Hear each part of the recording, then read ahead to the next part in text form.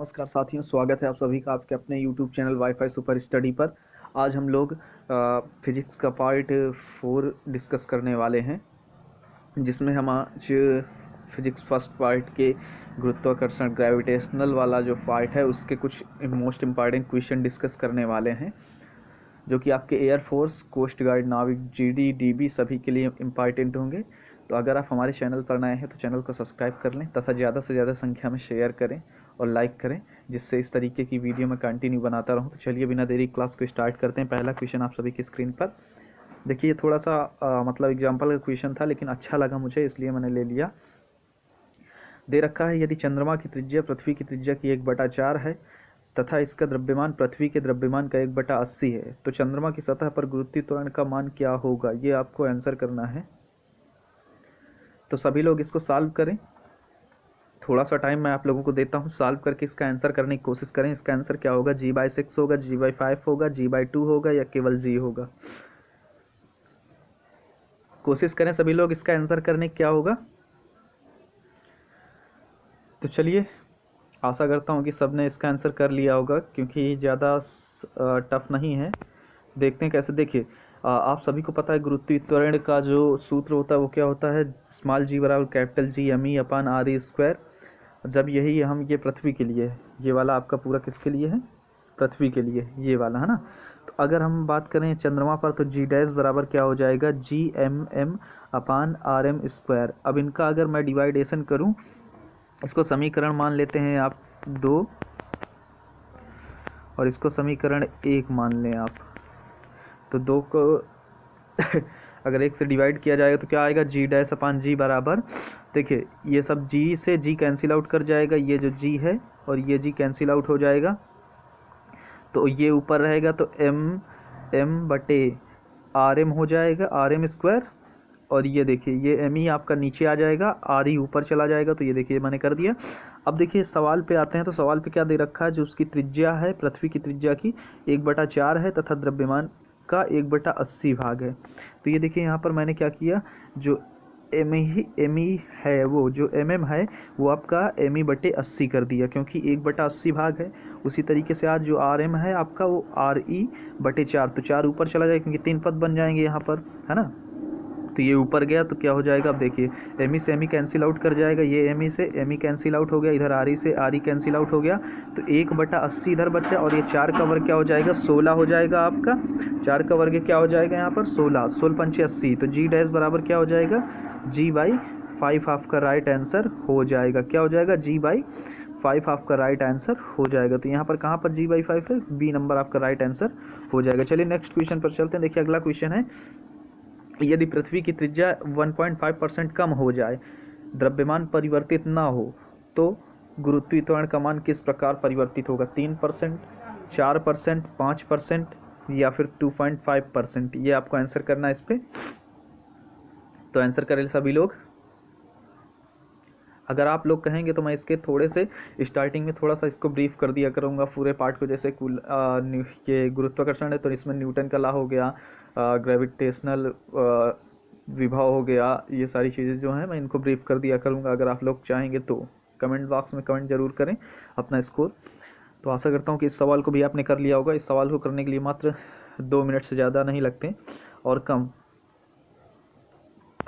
तो देखते कैसे हल करेंगे। देखिए G बराबर क्या सूत्र होता है? स्मॉल g बराबर मैंने अभी बताया कैपिटल G me/r²। अगर हम दोनों पक्षों का लाग ले लें, लाग लेने पर, है ना, क्या ले लें? लाग अगर हम दोनों पक्षों का लेते हैं तो क्या हो जाएगा? लाग G बराबर लाग कैपिटल G प्लस लाग G me plus 2 log minus हो जाएगा, क्योंकि ये देखो बटे में है तो ये ऊपर जाएगा, तो -2 लाग क्या आ जाएगा? आर ई के। उसके बाद अगर हम देखें इसका, अगर हम डिफरेंशिएशन करते हैं तो DG/G बराबर क्या हो जाएगा? DG/G बराबर लाग जी, क्योंकि ये कांस्टेंट है तो इसकी वैल्यू क्या हो जाएगी? यहाँ पर 0 हो जाएगी। उसी तरह से एम ई भी क्या होता है? कांस्टेंट होता है, निश्चित है, तो ये भी 0 -2 DRE/RE हो जाएगा। उसके बाद देखें अगर हम इसमें क्या प्रतिशत त्रुटि निकालते हैं तो ये DG/G इंटू 100 -2 DRE/RE इंटू 100। तो अब देखिए ये इसकी वैल्यू क्या दे रखी है सवाल में, देखें तो इसकी वैल्यू खाली DRE/RE आर ई इंटू 100 की वैल्यू क्या दे रखी 1.5%, वो भी कम हो रहा है तो माइनस के साथ आएगा ना। तो ये देखिए यहाँ पर कर दिया। अब इसको अगर मल्टीप्लाई कराते हैं तो कितना हो जाएगा, डी जी अपान जी इंटू 100 कितना 3% तक बढ़ जाएगी। तो आपका राइट आंसर क्या हो जाएगा 3%। कितना हो जाएगा 3% आपका राइट आंसर हो जाएगा। ए नंबर आपका राइट आंसर हो जाएगा। चलिए नेक्स्ट क्वेश्चन पर चलते हैं।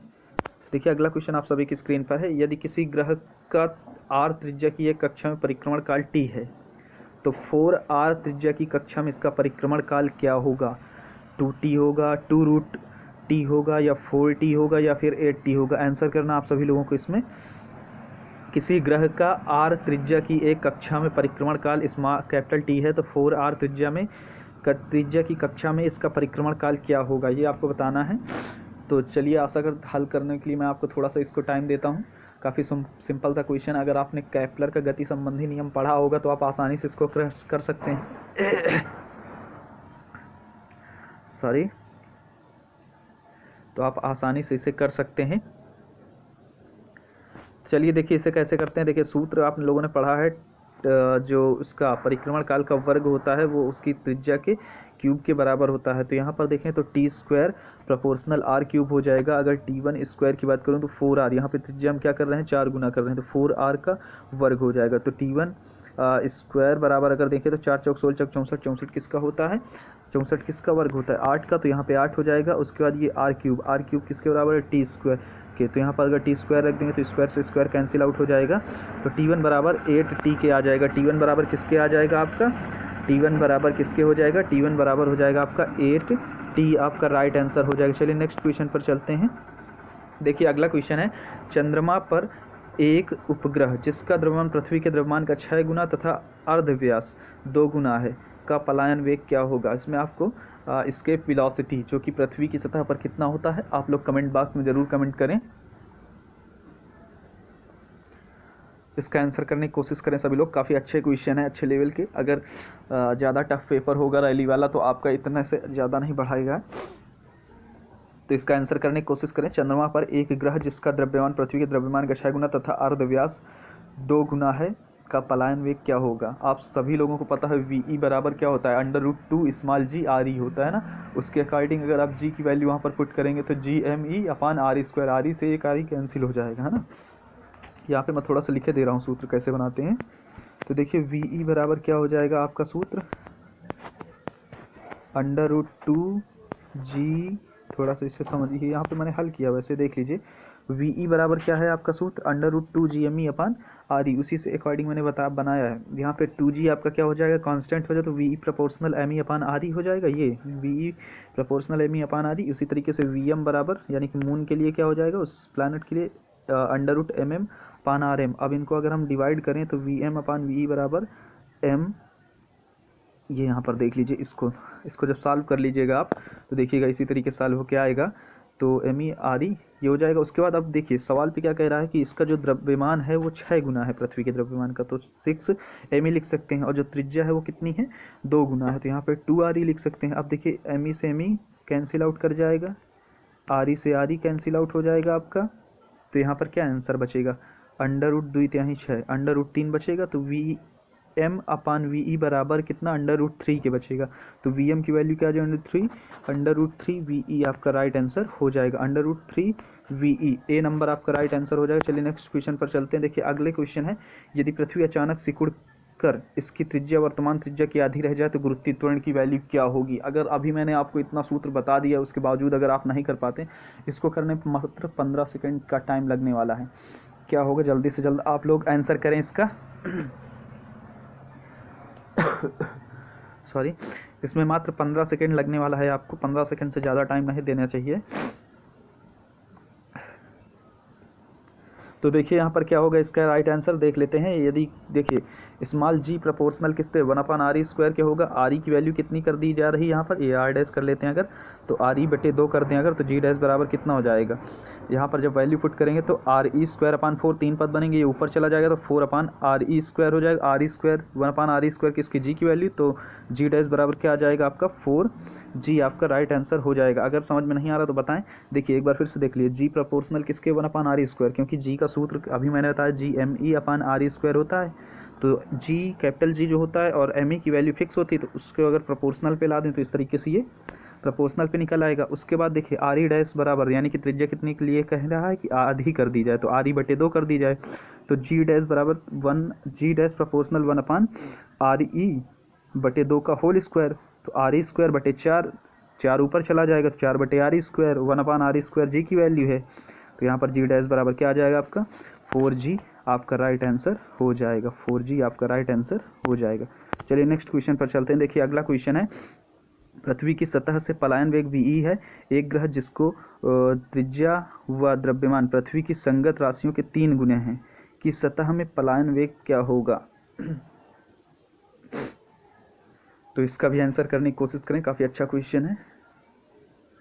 वी इसमें भी निकालना है आपको। अभी मैंने इस तरीके के एक सवाल करवा दिया है उधर। वी बराबर √2GME अपान RE से अगर करेंगे तो 2G आपका क्या निकल जाएगा। चलिए देखते हैं कैसे सॉल्व करेंगे। ये देखिए अभी मैंने इसका पूरा सॉल्व करवाया था उधर, तो वी बराबर √2ME अपान RE, और इसी तरीके से इसको और जब डिवाइड करेंगे इसका, तो जब डिवाइडेशन करेंगे तो VM अपान VE, VM अपान VE बराबर क्या हो जाएगा √MM अपान ME इंटू RE अपान RM। अब देखिए 3 गुना कह रहा है ना, संगत राशियाँ जो है 3 गुना, तो VM अपान VE बराबर क्या हो जाएगा 3ME बटे ME इंटू RE बटे 3RE। अब देख लीजिए ME से ME कैंसिल आउट, RE से RE कैंसिल आउट, 3 से 3 कैंसिल आउट, तो खाली √1 बचा, तो 1 की जो वर्गमूल 1 ही होता है, तो VM बराबर VE के हो जाएगा। तो आपका आंसर इसमें क्या हो जाएगा, ए नंबर आपका राइट आंसर हो जाएगा। चलिए नेक्स्ट क्वेश्चन पर चलते हैं। देखिए अगला क्वेश्चन आप सभी की स्क्रीन पर, पृथ्वी से किसी प्रक्षेप का पलायन वेग लगभग कितना होता है, 7 किलोमीटर पर सेकंड या 112 किलोमीटर पर सेकंड या 11.2 किलोमीटर पर सेकंड या फिर 1.1 किलोमीटर पर सेकंड। आशा करता हूँ कि इसका आंसर आप लोग घर से करेंगे। चलिए मैं बता देता हूँ आपको। फिर एक चीज़ बताना होगी कि चंद्रमा की सतह पर पलायन वेग क्या होगा, ये आपको घर से कमेंट बॉक्स में आंसर करेंगे इसका। तो सी नंबर इसका राइट आंसर हो जाएगा। क्या होगा 11.2 किलोमीटर पर सेकंड इसका राइट आंसर हो जाएगा। अगर पृथ्वी से किसी भी चीज़ को अंतरिक्ष में भेजना है तो उसका जो वेग होगा वो कितना दिया जाना चाहिए, एस्केप वेलोसिटी जो उसकी क्या होती है 11.2 किलोमीटर पर सेकंड से अगर आप किसी चीज़ को फेंक देते हैं तो वह पृथ्वी से निश्चित रूप से वायुमंडल से बाहर निकल जाती है। तो चलिए आपको चंद्रमा का पलायन वेग बताना है। तो चलिए नेक्स्ट क्वेश्चन पर चलते हैं। अगला क्वेश्चन है, सूर्य के परितः एक ग्रह ए का परिक्रमण काल बी के परिक्रमण काल का 8 गुना है। सूर्य से ए की दूरी सूर्य से बी की दूरी के कितने गुना अधिक है, ये आपको बताना है। यहाँ पे इस सवाल पे कह रहा है कि सूर्य के परितः एक ग्रह ए का परिक्रमण काल बी के परिक्रमण काल का 8 गुना है, तो सूर्य से ए की दूरी सूर्य से बी की दूरी से कितने गुना अधिक है, ये आपको बताना है।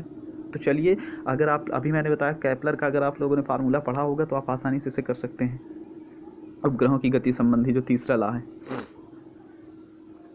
सॉरी तो देखिए कैसे हल कर सकते हैं। आपको सभी को पता है कि क्या होता है सूत्र, T² प्रोपोर्शनल R³ ये सूत्र होता है ना। उसी से अगर हम ए के लिए बात करें तो क्या बन जाएगा TA² RA³ प्रोपोर्शनल के हो जाएगा। उसी तरीके से TB² प्रोपोर्शनल RB³ के। तो उसी तरीके से हल करते हैं इसे। तो अब देखिए यहाँ पर रख दिया हमने, वैल्यू पुट करना है। अब TA बराबर क्या लिखा है यहाँ पे सवाल पे, देखिए 8 गुना हो रहा है ना उसका परिक्रमण काल, तो 8B। तो यहाँ पर अगर TA की जगह वैल्यू पुट करें तो 8TB बटे TB प्रोपोर्शनल RA बटे RB। अब देखिए TB से TB कैंसिल आउट हो जाएगा, तो 8 का वर्ग कितना होता है 64, RA बटे RB। अब 64 का वर्ग किसका वर्गमूल 4 का, तो RA बटे RB। तो RA की वैल्यू क्या आ जाएगी 4RB, कितना आ जाएगा 4। आपका राइट आंसर सी हो जाएगा, 4 राइट आंसर हो जाएगा। चलिए नेक्स्ट क्वेश्चन पर चलते हैं। पृथ्वी के परितः परिक्रमण कर रहे एक उपग्रह के अंदर एक सरल लोलक आवर्तकाल, ये देखिए सीधा सीधा सा इसका आंसर क्या हो जाएगा इनफाइनाइट, अनंत होगा। ठीक है, ये आपका राइट आंसर हो जाएगा। नेक्स्ट क्वेश्चन पर चलते हैं। एक तुल्यकाली उपग्रह का परिक्रमण काल होगा, एक तुल्यकाली उपग्रह का परिक्रमण काल क्या होगा, ये आप लोगों को बताना है। एक तुल्यकाली उपग्रह का परिक्रमण काल क्या होगा, ये आप चलिए बताइए इसका क्या होगा आंसर। एक तुल्यकाली उपग्रह का परिक्रमण काल क्या होगा, तो आप सभी लोगों को पता है कि 24 आवर इसका राइट आंसर हो जाएगा। क्या हो जाएगा 24 आवर इसका राइट आंसर हो जाएगा। चलिए नेक्स्ट क्वेश्चन पर चलते हैं। देखिए अगला क्वेश्चन है, पृथ्वी के समीप परिक्रमा कर रहे एक उपग्रह का पलायन वेग वी कक्षीय वेग वी का कितने गुना होता है, आपको ये बताना है। तो ये देखिए आप लोगों ने सूत्र वी बराबर √2 होता है, ये आपका राइट आंसर हो जाएगा। चलिए नेक्स्ट क्वेश्चन काफ़ी अच्छा क्वेश्चन है। सर्वात्रिक गुरुत्वाकर्षण नियतांक का विमीय सूत्र, मैंने एक कोशिश की है कि जिस पार्ट को मैं करवाऊंगा उससे रिलेटेड सारे विमीय सूत्र आपको उसी में डिस्कस करवा दिया करूंगा। तो देखिए सर्वात्रिक गुरुत्वाकर्षण नियतांक की इसमें आपको विमा बतानी है, तो क्या हो जाएगा m⁻⁻1 L³ T⁻², आपका राइट आंसर हो जाएगा। ठीक है, तो आशा करता हूँ कि वीडियो आपको अच्छी लगी। अगर अच्छी लगी तो ज़्यादा से ज़्यादा संख्या में शेयर करें, लाइक करें और चैनल को सब्सक्राइब करें, जिससे आप हमारी आने वाली वीडियो को मिस ना कर सके। बेल आइकन को जरूर प्रेस कर लें। चलिए साथियों, धन्यवाद। तैयारी में डटे रहिए।